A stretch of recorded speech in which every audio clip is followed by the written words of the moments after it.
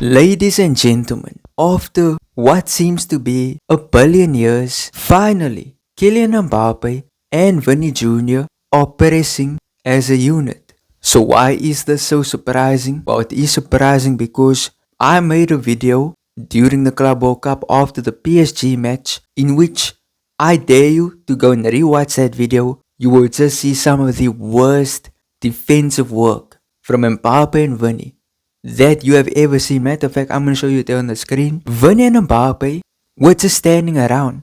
They were not pressing. It was devastating. And overall, we lost 4-0 in that match. The reason why we lost 4-0 is we went up against a team that played as a team, that played as a unit. Back then, Real Madrid didn't have it. They didn't know what it means to play as a unit. They didn't even press. And let me be honest with you. Let me show you a quick difference. Look at this, the PSG match. You see, they're not pressing, they're standing around doing nothing.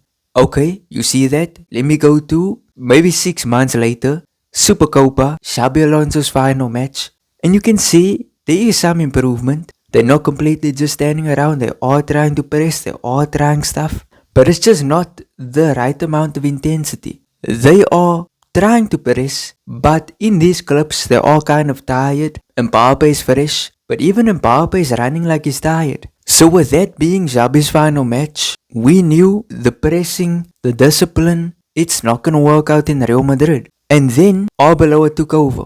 And one of Arbeloa's biggest philosophies, well, it's not his philosophy, but one of his tactics that he uses in his matches is Gegen pressing.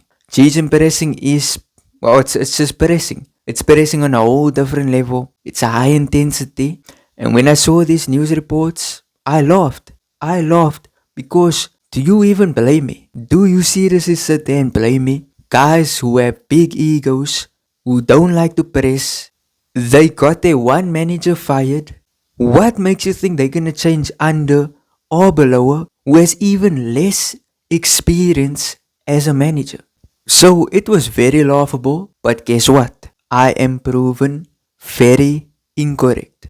Because I don't know what it is. Arbeloa is not like Xabi. Xabi was like very disciplined, wanted to control everything, and if the players weren't listening to him, he would sub them. And you would think, this is good, this is fantastic. However, it does not work with every team because every team is different. Every team have different types of players, different mentalities, and therefore his philosophies was not gonna work with Real Madrid. Now Arbeloa came in and he decided he's gonna do it differently. So how is he gonna do it differently? Instead, he's going to make sure it's a comfortable environment, make sure the players are happy, and putting the team first, putting Real Madrid first, not himself first, the team first. Because Xabi Alonso came in, he wanted things to go the way he wanted it to go, and unfortunately, it didn't go the way he wanted it to go. So then he left. He left on his own. He knew, nah, I can't do this anymore. Let me pack my bags. And that's what he did. But I can't explain. Arbeloa, since he's come in, has just been praising the players. Matter of fact, I'm not going to even say praising. Glazing the players. Glazing the players, glazing the board. He is a company man. He's a club man. He is a Real Madrid man. He puts the club ahead of him. He always cuts corners with him. And he makes excuses for them. And it's cool. It's completely cool to be like this. I'm not hating on him for it. He's making sure that he doesn't disrespect the club owners or Perez or whatever. And it's cool. It's corporate, but it's cool. Ancelotti was very much similar to this. So Arbeloa has been glazing the players and it's been working. They are listening to him. They're pressing. Let me give you a few clips just of Mbappe. Look at this clip. This was him against Monaco. This man went all the way back. He went all the way back to go win that ball. Literally ran from the striker position while Monaco on a counter attack. He runs a full distance. Kylian Mbappe never does this. Have you ever seen him do this? I've never seen him do it. Even in the Villarreal match, which was the previous match, when I tell you, he was pressing. And it's not like he's just running around like a road runner and all these things. No. He's running around with purpose. He even stops sometimes and presses correctly. And we win the ball back so many times. Real Madrid win the ball back so many times. And what can I say? I'm truly impressed. If you're a manager and you manage to get both Vini and Mbappé to not just press, but press as a team, press as a unit. Matter of fact, you're not even just getting them to press, you're getting everyone in the squad to press. I'm impressed. I'm absolutely impressed with Arbeloa. He had a terrible start, but it's forgiven. This guy might actually be him.